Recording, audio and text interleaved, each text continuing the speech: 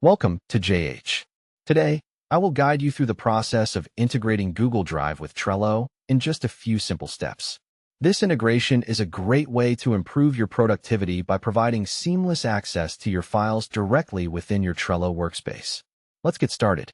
First, open your web browser and go to Trello.com. Once the page loads, find the login button located in the top right corner. Click it to access your account.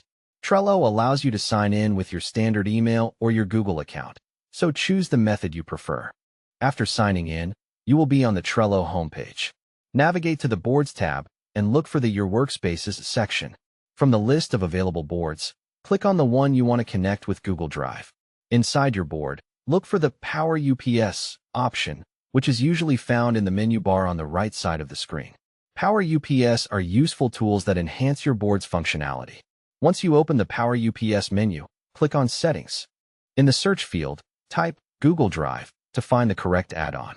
When it appears in the results, click the Add button to begin the integration. To finish the setup, click Settings again and then select Edit Power-Up Settings. You will see an option to link your Google Drive account. Click this link and follow the prompts to log into your Google account. Enter your credentials and grant the necessary permissions to complete the connection. With your account linked, you can close the menu and return to your board. To use the integration, simply open any card on your board. You will now see a Google Drive button inside the card.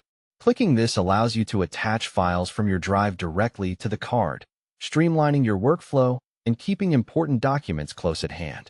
That is all it takes to integrate Google Drive with Trello. This setup makes managing projects and collaborating with your team much more efficient. Thanks for watching. And remember to like and subscribe for more tutorials.